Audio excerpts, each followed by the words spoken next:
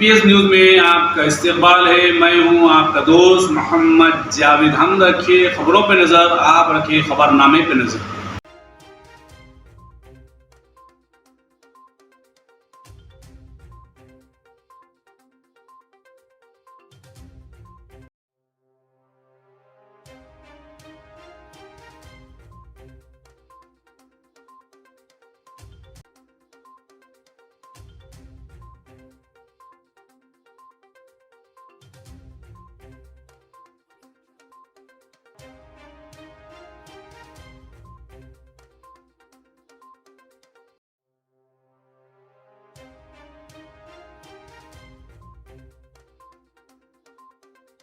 चाहिए इसमें या नहीं?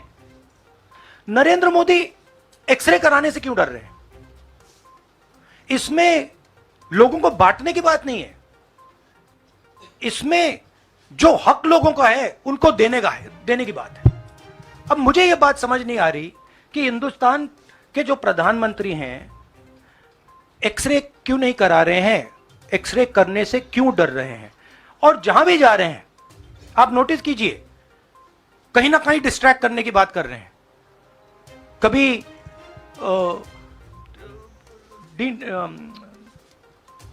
डिलिमिटेशन की बात कर रहे हैं, कभी कुछ और बात कर